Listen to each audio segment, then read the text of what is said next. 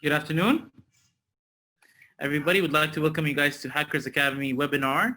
Of course, just for everyone to know, house rules, the following webinar will be recorded and will be available in a few days with the link to be downloadable. And at the same time, we will be presenting today Dr. Marwan Alzarouni, who's the Director of the Information Services at Dubai Electronic Security Center, as well as a co-founder of Dubai Blockchain Center, and as well as part of many committees and many educational programs, as well as many mentoring programs in Dubai. Someone who's well known for everyone. I'll be moderating the session, and I'll be taking your questions every 15 or 20 minutes. So do please use the Q&A. And if the mic in the video is working with Dr. Marwan, I will pass him the session, I guess. Thank you, Tara. Working. All right, can everyone see me? Say yes in the chat room, I guess.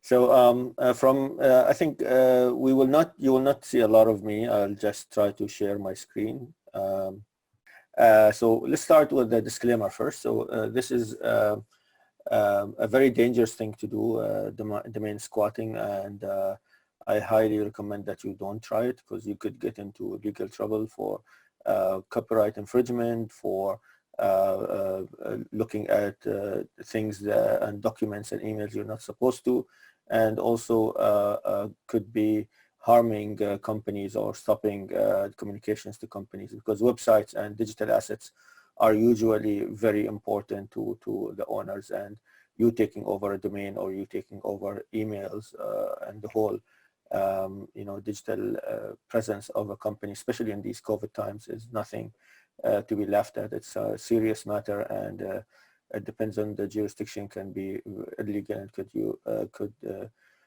put you in jail, or at least could harm you in one way or the other.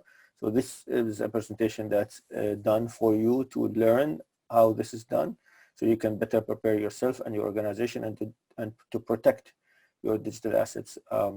A couple of days ago, the Dubai Future Foundation published a cybersecurity post-COVID report, and we can see increasing attacks on digital presences of government entities, especially in the oil sector and the health sector. So those two sectors have to be especially careful about protecting their digital assets. One mistake could mean that they lose their domain name or their presence.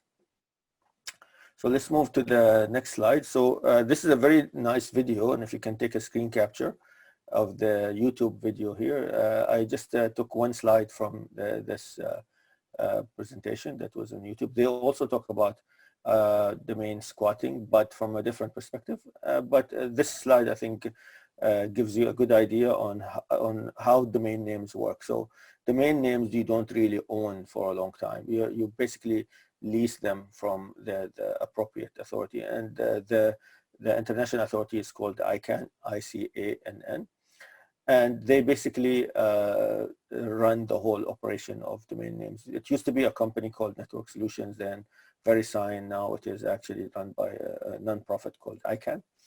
So when you reserve a name, first thing you do is check if it's available or not. I'll highlight it with my mouse here. And if it is available, you can register it. And when you register it, one of the things that you have to do is assign something called SOA, and that's the only obligatory step. All the other stuff here under the DNS settings, this is optional. You can set them, or you can just leave them blank. If you leave them blank, nothing happens. There's for the NS name server or A records, the domain will not redirect to your IP address or where you host your website. The MX is for email. If you don't set MX, basically you cannot receive email on that domain. And then every domain is valid for sometimes a year, depends on how much you reserve it for. Minimum is usually a year. And then if that year expired, automatically you can set auto renewal on, and if it's yes renewed, it's re-registered back to you, or it keeps on staying with you. If you forget to register it, you get a grace period. Usually that's around 40 days, but around 30 days, your provider will disconnect the domain name. And a month in advance, they would usually tell you that your domain name is about to expire, and if you fail to respond within the grace period, which is 40 days post the expiry date, usually that domain name is abandoned, and that information is public. So because when you register a domain name, the registration date and the expiry date are public, and then the status of your domain is changed close to the revocation date, just to indicate that the status is pending delete or something like that. So you would know, and everyone else in the world will know as well. So I hope this is clear. So let's go to the next step. So what are this is domain names 101. There are different types of domain name, and domain names have different levels. So level 1 domain names, which means the last thing that's mentioned after the dot. So when you have, for example, marwan.com, the .com is the last part. It's called level 1. The Marwan part is L2, level 2. So top level domains means it is the last portion of the domain name. So the .com, the .net, and the .org are actually considered the native or the foundation domain names, and the .com is basically the king of all domain names. It is the one that is the most valuable. And then countries themselves have something called CCTLD, so country level top level domains. So you would say, for example, for UAE we'll have .ae. For Andorra, for example, you have .ad. Andorra is a very small nation in Europe. And Cameroon is CM, for example. And the CCTLD is fully governed by that registration authority within that country. And I can basically coordinate with that digital authority or that authority, whether it is a government or somebody assigned by the government. And sometimes even other countries that are bigger run the CCTLDs for smaller nations. But in either case, within that CCTLD, which is the country level TLD, the governance of that whole ecosystem, including grace periods, violations, all the stuff is handled not by the international entity, but rather by that country's entity. So I don't know if you can see, but this is opens the door for inconsistencies and confusion when you're trying to register a country level domain name. In the UAE, we have this setup, which is you have a registration authority, which is the or regulatory body, which is TRA, which runs the registry operator, which is called .aeda. And then they have a number of accredited registrars, which are companies and telecommunication ISPs like Dua and Salat that can register domain names. And then they have a bunch of other resellers under them, or they are themselves a reseller directly under the registry operator. And then everyone else is a registrant. So if you buy domain name, you are actually a registrant. So you're at the bottom of this whole ecosystem. Let's move on to the next slide. So the question is, can you become here an accredited registrar or a reseller? So let's go back here. So can you become a registrar? Yes, you can. You can be even a registrar under TLD. Anyone can. There are some requirements, of course. You have to show that you have the capital, you have the know-how. But there are software also that can help you become a registrar, an accredited registrar, whether under the top level domains or even the country level domains. So you can register, you can become a business that registers .com, and you can become a business that registers country level like Andorra, like AD or IO or AE or whatever domain name that you wish. You basically have to apply for that registration authority. And in the case of UAE, it is the TRA basically. So, but there is a code of conduct in some countries, and this is not universal by any means, like I explained. This is very granular. The code of conduct in the UAE, you cannot be a registrar and then register domain names for yourself. So you have to be careful of that, because they consider it here as a conflict of interest. But internationally, it could be different depending on the country that you're in. So what I advise you to do is learn about it for your own education, and also work towards educating yourself about domain names before you even attempt something like becoming a reseller. But if you decide you want to become a reseller, there are resources here. There are software and services that are monthly based services that can help you become a registrar. It is there are robust, software as a service, or in this case, registrar as a service platforms, fully featured. They save you on registering a domain name. Again, this is dependent on which jurisdiction you want to offer the domain names for, which country level or TLDs. There's something also called GTLDs. I don't know if I explained that here. Yeah, I didn't. I think it might be in the next slides. But you can register anything you want, but you have to go through the accreditation for that process. The domain names that are outside your reach, basically, if you are a registrar or even a business or government department that wants to explore domain names, is .gov and .gov.cctld. So .gov.ae or .gov in the US or .mil in the US are all restricted, and they have their own registration authorities. In the UAE, Etisalat and Du can only register .gov.ae, and you have to go through a process where you can prove that you have the right to that. So let's move on then to why did I call this the Wild Wild West? Imagine you register a domain name under a different country's CCTLD. Let's say I'm just making that up, like XA, for example, if that's even a country. And their policy is after the domain name expires exactly on the day that it expires. They don't give you any grace period. You Sorry, would think, Dr. Marwan, yeah. we have some questions coming on the chat. I'll just Yes. read them out to you. Is anyone allowed to register a .dubai.abu Dhabi domain? Not yet. I think that Dubai and Abu Dhabi are registered. This was in the land rush. I don't know if you've heard about this, but in 2012, they registered something called GTLD, which is General Use TLDs, which could be anything. And anybody could bid for it. And I think it was $250,000 for the application. And then a renewal of a certain amount, I don't remember exactly, could be $25,000 or something every year to register, to renew. A lot of those died, but a lot of those stayed. So Dubai was one of them, and Abu Dhabi was one of them as well. There's a question from Fahim, also interesting. We should put that out there. How does the GDPR likely to affect the trademark owners who pursue a cyber squat? I'll come to that later. I think we're taking a long time now to go over things, so I'll speed up the presentation. So let's hold up the questions. All right, please go ahead. So some general advice about registering a domain name. So .com is king, so you should always go for .com if you're a business or a person. Then after that comes the country level TLDs. And then the GTLDs, I would say avoid them, because some of them are not even survivable.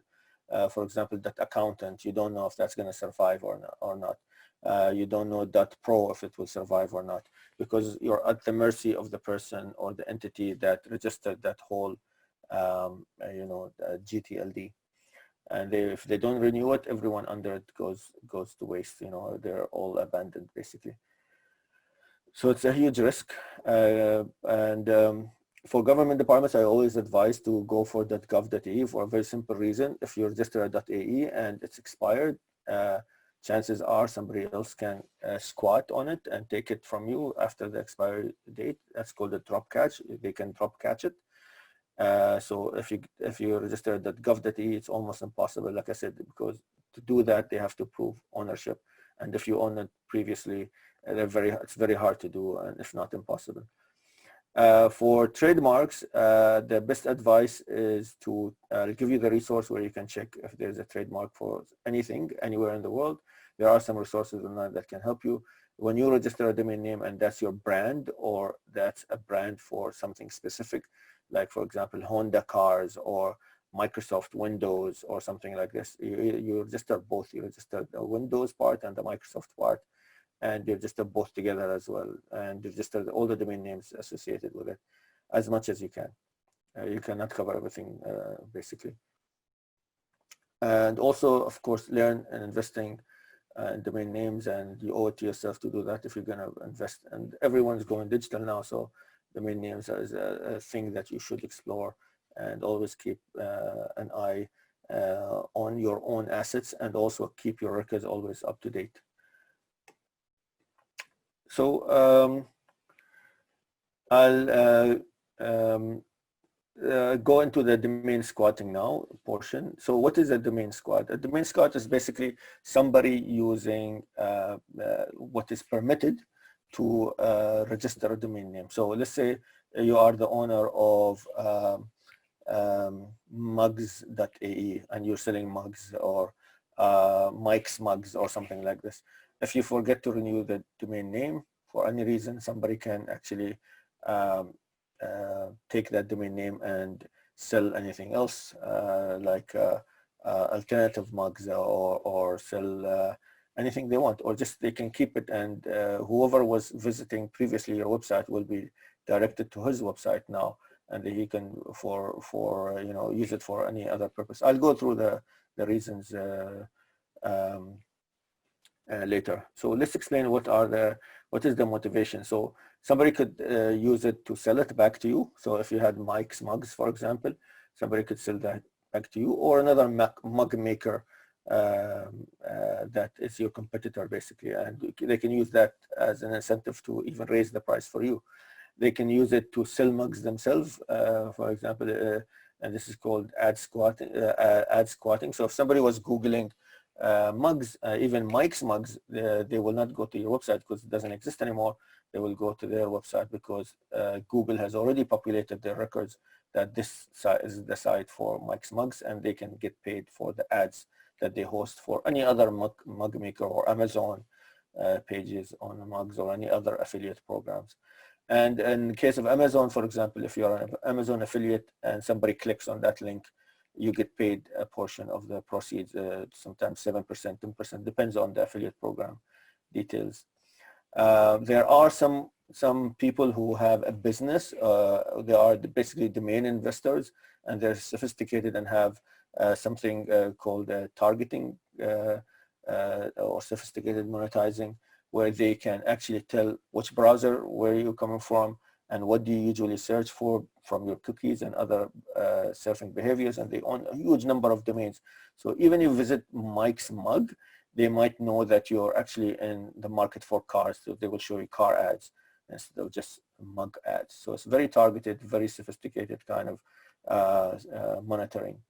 And this is especially true if they register a domain name that's very short, like at xyz.com or something like this. And because XYZ could mean anything, and so they have to have somewhat of a knowledge of who's the visitor to target the ads to them. Also, there's something called email squatting. Let's say you are a company and you register something.com, let's say spongebob.com or something, and somebody can register spongebob.cm, for example, instead of .com or .co, and he will get all the email that was mistyped. Instead of going to the actual SpongeBob website, it will go to his website, and he can get very good corporate intelligence just from the typos in the top TLD part of the domain. If somebody has something like abc.com, for example, it is very hard to typo squat the first portion, but it is easier to typo squat, have a typo in the second portion. So that happens a lot as well with shorter domains. Also it's used for password and credential grabbing.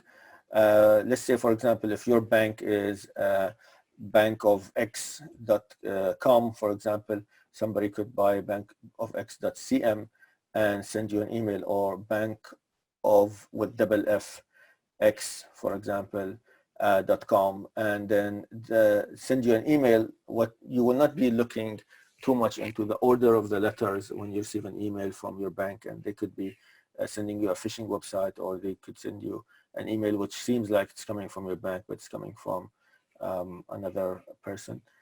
This is also, there's also a common domain name attack, and this is usually used with Microsoft, and basically it's called the combo attack, where they actually, instead of putting, for example, Microsoft update or update.microsoft, they put update minus microsoft.com and things like that. And this is very, very common, and in that way they can evade a human, readable logs, where the humans look at logs to see if there's anybody that's any traffic that's suspicious, that's connected to command and control domains, and this is used a lot in malware, basically. Or it could be used to install Flash or other harmful plugins and executables.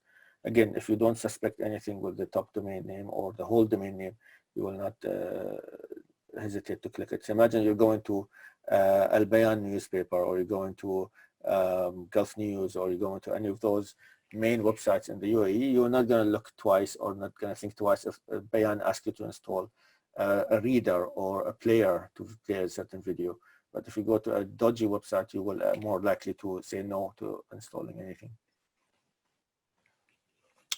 So the types, like I explained, there's a .com versus .cm or .co. So somebody could register example.cm instead of example.com, which belongs to the rightful owner.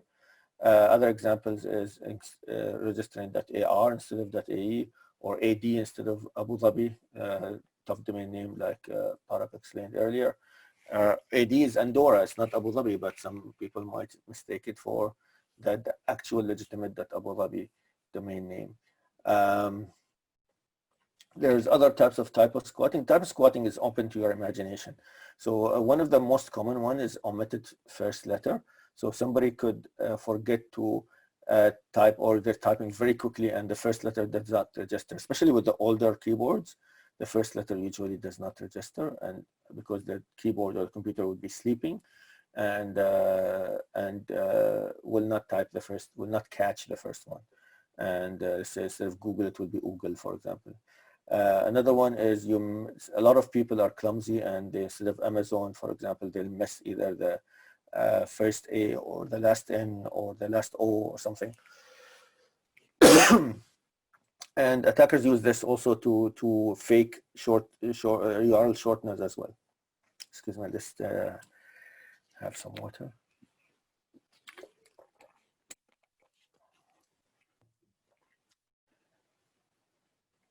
Other types include missing dots. So if you type www.google.com instead of .google.com, they buy that domain name and they squat on it and then redirect it to their malware or whatever. Similar looking letters. So somebody, instead of basically typing a W in a domain, they will put two V's. So they will buy, for example, and instead of Watson, they will buy VVitson or something, VV8son or something. And you will not look twice. Trust me, you're saying right now that you will pick that, you will not be able to pick it. If you see it in an email or you see it some other place, humans are very, very, your mind fills in the blank. So if you see VV, it will understand it as W rather than VV. Explained about the dash combos with Microsoft and other. There's also hieroglyphics or hieroglyphs. And this is common in Europe as well. So instead of Google, the O will be like a German O or a Scandinavian O or something like this. And their browsers support it. And instead of you going to the actual Google website, this is a very email specific and phishing specific attack. Again, you get an email that looks like it's from Google, but it's actually from the, and you will visit actually the fake Google website. And if you type your Gmail password there or Google account password there, you are hacked. And language specific attacks, so somebody will register Al Bayan with a dash, or Bayan without the L, or Bayan with an I, or Al Bayan with an I. Nobody knows what's the correct 100% typo. You could spell it 100 different ways. So Ittihad is the same. There are a lot of words that even Imarat, for example, a lot of other names that can be misspelled or typed differently in Arabic, especially the ones with a lot of vowels like O's or U's, like my name, for example, Alzarouni. There are people who are OU and I, there are people who are OO and I. I've even seen NY at the end. So all of them are possible. And because it's a different language, you're basically transliterating. You're prone to these kind of attacks. So what do domain investors, and in this case also domain squatters, use? One of the best tools and the default browser is usually Brave. Brave, the reason they use Brave is, imagine if a domain name is expired. In a normal browser, you'll just get something called a 404 page, or the page does not exist. We've all seen them. We've seen the dinosaur game as well, if you don't have internet connectivity. But the Brave browser does not default to showing you a page not found. It shows you an option to see the history of that domain on something called the web archive. So for a domain name investor, if you see a 404 page, that's always an opportunity. Even in their day-to-day life, that is an opportunity to grab that domain name. I use it as my default browser. You also, in this Brave browser, you get paid for ads. It is at the ad blocker by default as well. So imagine the domain investors themselves don't want to see ads, even though they themselves put ads on all their websites. And there's a good beginner's guide that's linked here. I'll show you, let's switch to let's see some of the links here. This is the YouTube video I told you about. This is a very nice website called or NTLD stats. You can see the statistics for everything related to domain names. You can see how much people are buying a certain domain name. You can see here the GTLDs are going down. The trend is going down, and I think they are not very good investments. You can see who are the biggest domain buyers or registrars. Alibaba Cloud, surprisingly, is number one. Not surprisingly, if you're in China. GoDaddy, then Namecheap, then others. The ones that the biggest two are these here. Namecheap is rising dramatically because they offer you privacy by default for free, and GoDaddy doesn't do that yet. And I think GoDaddy will realize that sooner or later and will start offering that as a service. But you can do everything here. For example, I did another page where I checked in Dubai, in the UAE, the .ae domain names. Are they rising or reducing like GTLDs? And it's actually rising. I never used to invest in .ae domain names before because, like I said before, it is every country has their own rules and it's like the wild, wild west. But I think now that TRA is running it instead of Etisalat before, we have more of a better governance model here in the UAE, and a lot of people are investing actually.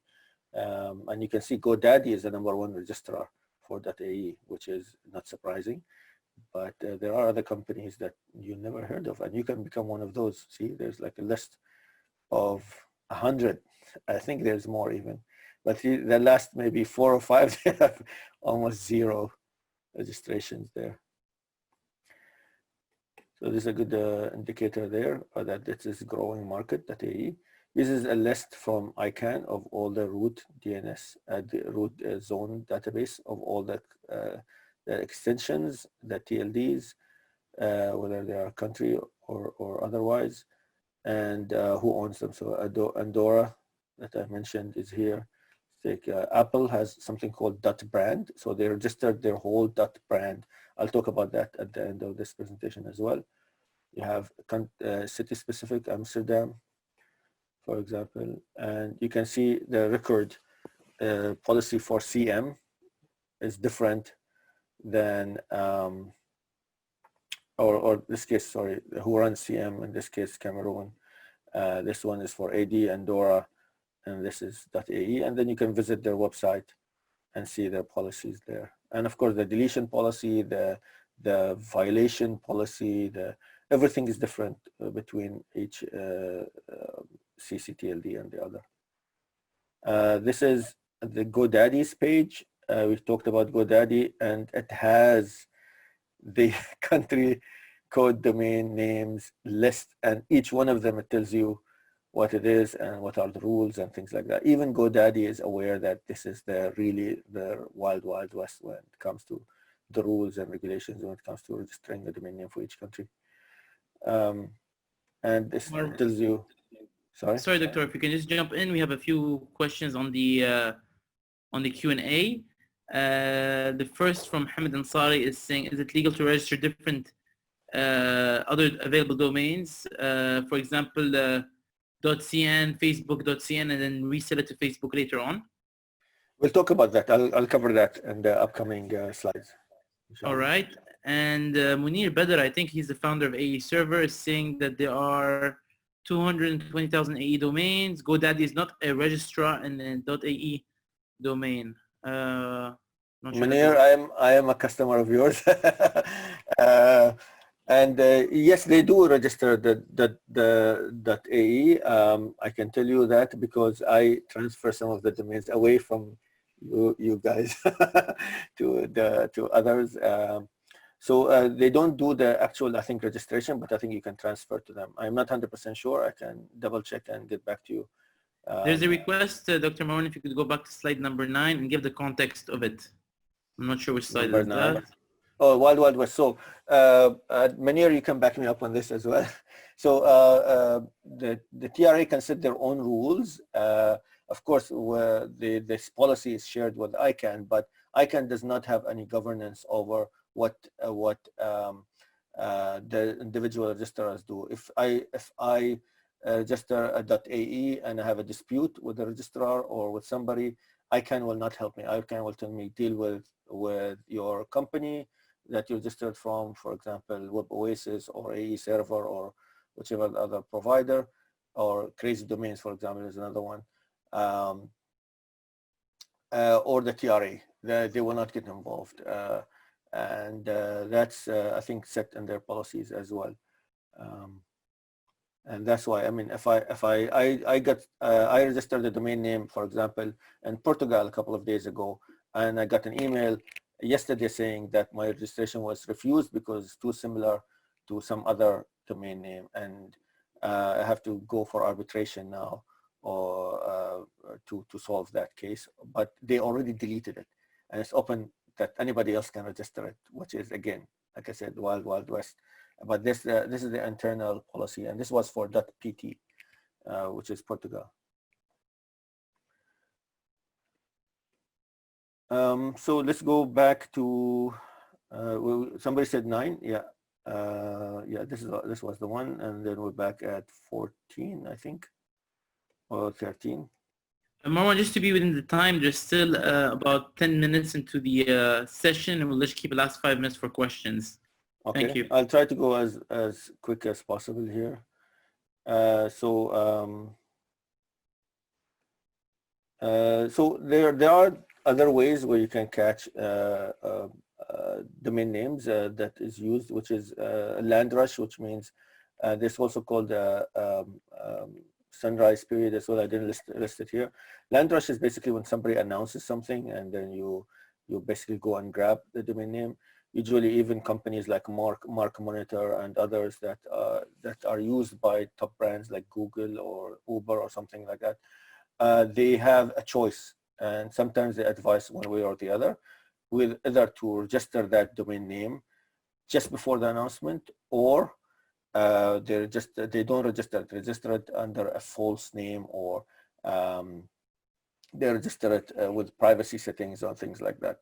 And but the domain name investors and squatters are very clever, so they know all the IP ranges of Apple. They know all the MX servers of Apple. They know all the registrar companies that Apple uses or something like that, and they can deduct that this is a domain name registered by Apple, and they can actually squat it nevertheless, and they can see trends and they can see things like that.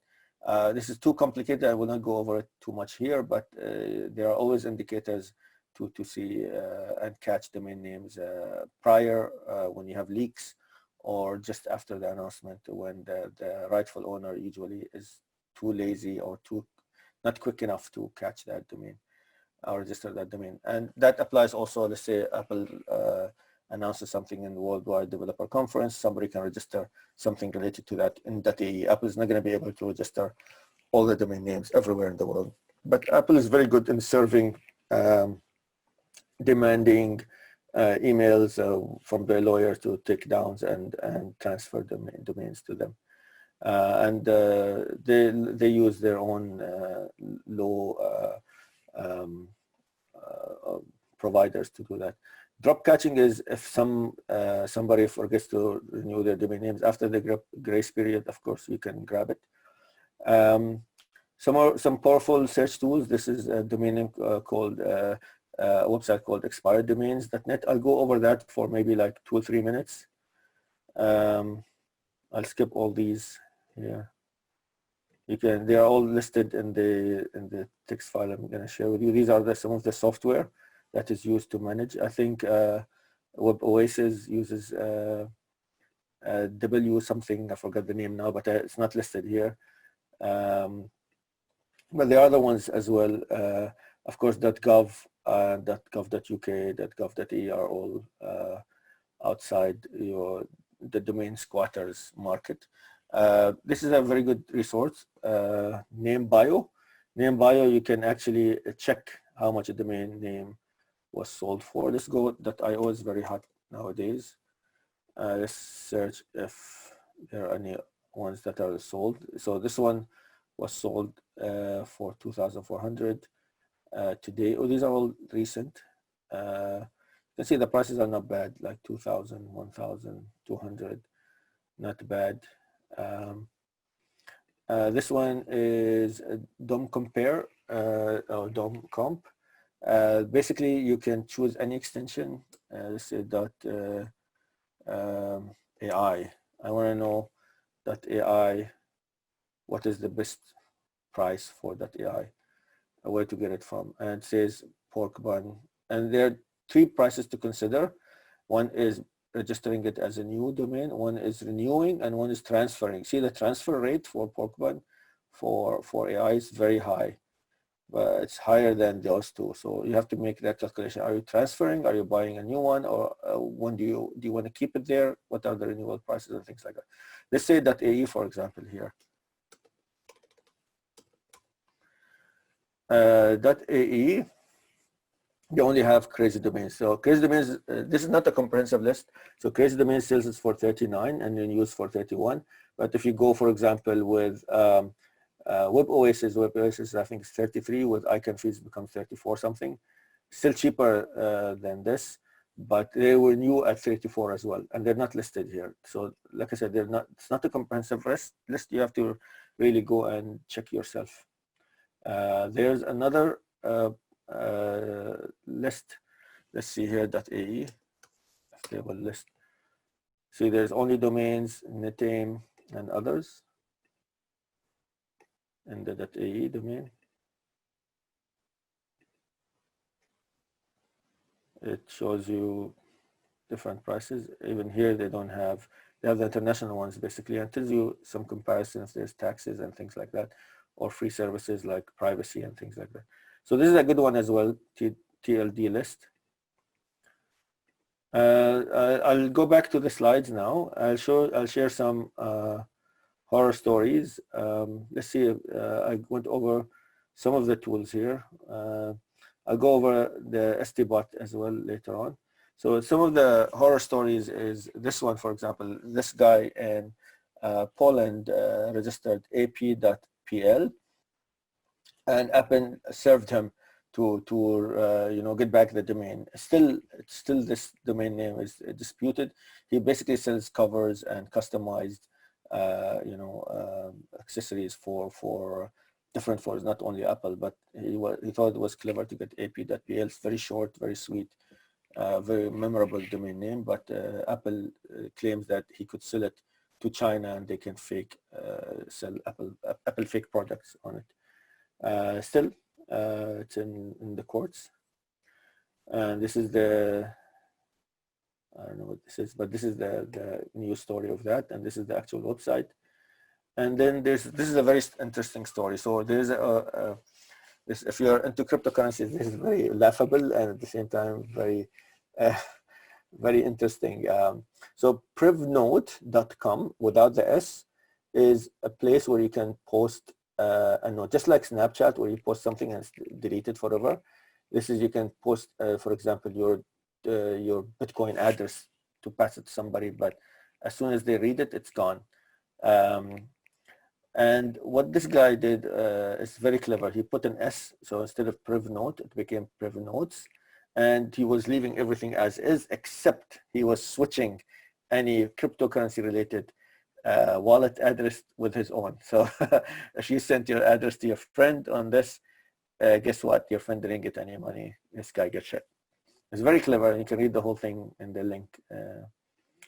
Namecheap is a very good resource as well. Like I said, they include privacy by default. And you can search up to 5,000 domains or keywords related to the domains. Sometimes I don't advise you to do that, but it gives you, let's say if I search for Marwan, it gives you, and you can check all these. You can pick and choose whatever you want. You can select all of them, and you can check if it's available, which ones are available, how much they are, and all the stuff. As it says, it's beast mode. So if you wanted to search for a newly released any product, you can search for it here and get a good grab opportunity for that domain name. Now we come down to the protection, and I think I'm just conscious of time. So how do you protect your brand or your government entity or company's trademark? There are companies that is like ZeroFox, for example. They monitor not only domain name registrations, fake websites, even if the domain name does not match exactly. So I remember I was listed as advisor for like what is called the Smart Dubai coin, which never actually existed. And ZeroFox was able to detect that and inform us that my name was mentioned there. I use it personally, and other people use it for their companies or government departments or trademarks as well. It's a very good product. I highly recommend it, but take that with a grain of salt. Then take my word for it. You can try it. Mark Monitor does similar things. They buy domain names on your behalf, on behalf of their brands. Big brands like Google and Uber use them. They have a new product called CompuMark, and this is for trademarks as well. So they protect your brand. They're not the only ones in the market. There are also CSC, which is another digital brand services provider. Recorded Future does threat intelligence to tell you if somebody is misusing your brand or your image, or faking your logo or faking that they are you in any way on the dark market or in the normal markets. And it's a service that a lot of companies use as well. There are ways where you can protect your entities internally by using protective DNS, like the UK is doing now with government entities. So even if somebody sends you a fake email from something like looks like Microsoft Update, but it's not really a Microsoft Update, when you click that link, it will not resolve because they have this protective DNS. It's worth looking at, or some kind of implementation that's similar in your organization. We talked about if somebody registers, for example, Facebook.cn or something like this. There is, this is, I think, recently created by the World Intellectual Property Organization, arbitration and domain name resolution services for disputed domain names and trademarks. And they do a good job. And currently they've done like thousands of cases when it comes to domain name disputes. Dr. Marwan, I'm just going to cut you short. I know the topic is very interesting. There's many more subtopics to discuss about in regards to the domain. But just to be time conscious, there's a request actually to have a further webinar regarding this topic in terms of domain squatting, and I think also we might do another one under Hackers Academy, and probably also invite Munir Badr on the next one, probably also get some other participations if the the demand and the will is there. So we might do a small poll later on as a survey. Okay. Sure, Following sure. this. More than happy to do it. And And I know like a lot of people told me before that this needs to be at least 2 hours, but I don't think anybody will sit through 2 hours of talking about what seems to be a very boring subject, which is domain names. So no, I tried as actually, much as possible it is it's a very important subject, and I can say that from a professional perspective also that a lot of these business email compromise frauds and always starts from the simplest thing, which is domains. So it is an important topic, and probably we will do a follow-up. I'm just going to go through, allow the time for anybody to have any final questions. If they want to write them on the box, please, on the Q&A box, please do so now.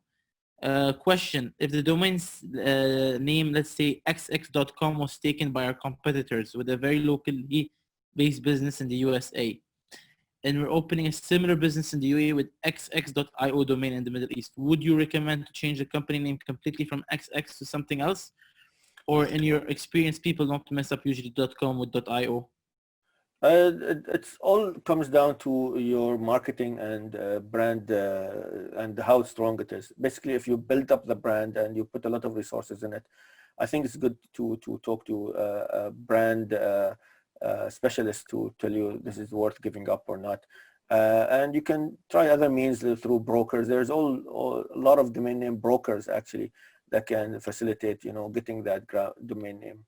But I think you have to take it case by case, basically. There's not one solution that fits all. Maybe also just jump on a recommendation to always trademark your brand and domains. Yes, so this is one of the resources or to trademark here. Let's say if I type Microsoft, and you can see this Microsoft Teams as well. You can brand not only Microsoft. Let's go for Microsoft Teams and see if that's actually branded or not. And so just live mark for both the words together, and it expired or it was registered, I think, that date. And you can read more about it. And you can register your own trademark either through this website or any other service as well. So let's see if Marwan is a registered mark. No, but if you space it, Marwan Kanzari, I don't know who that is, but that could be, that was one of the suggestions. It could be registered as well.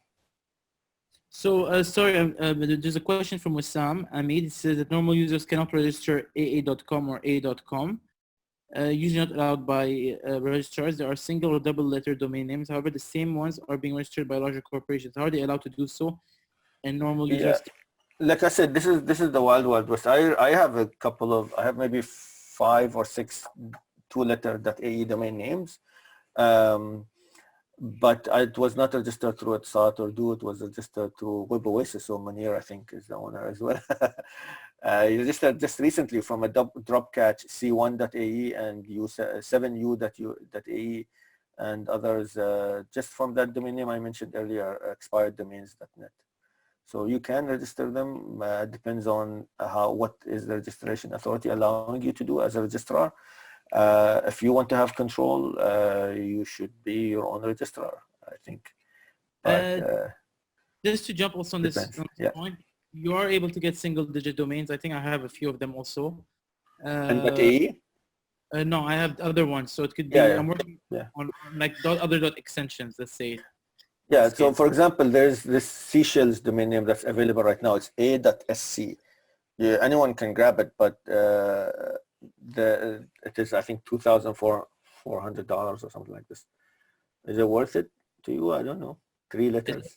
If somebody wants UAE.property, that's with me. So I'm going to put the marketing out there. All right, Marwan, we're almost coming to the end of the session. There's about a minute left. Dr. Marwan, on behalf of Hackers Academy, thank you again for having this session, this webinar. Very fruitful, very interesting. There's many things to walk away with today. The webinar and the session itself will be available later on through website, through the email. We might share a link in which you can see the entire webinar again and all the related links. We will try to also share a document with all the links that Dr. Marwan provided today, as well as maybe a short survey to see if there's an interest to do a follow-up or more in-depth on domain squatting and maybe get other participants also on board. including our Munir Badr, who's also the CEO of AE Server, a very well-known domain service provider in the UAE, as well as getting Dr. Marwan, and as well as maybe getting in someone from Dubai Police to bring also some expertise on how domains can be used in crime. With that, I thank you all for your time. Thank you all for your interest and your questions. Any questions that were not answered, we will try to send a follow-up on that by email. Other than that, again, Dr. Marwan, any last words for you? Just want to say there's some things I didn't mention, which is the dot brand, and basically that's outside of the squatters market, and should be considered. If you really have the resources, you can consider it. Another thing is the crypto-related domain name. So ENS on the Ethereum network, there's something called .bet by name, Namecoin, and there's one called Handshake, which .satoshi basically. There's also .crypto. These are all alternative domain names. The Namecoin and the Handshake are actual top-level domain names, but you need some kind of a plugin. I would stay away from most of these for now, unless you want to grab something that's very personal to you for very cheap. They would not advise you spend a lot of money on those at the moment. All right, perfect, Dr. Marwan. Thank you very much. We'll end the session here and have a lovely evening or afternoon or morning from wherever you are in the world.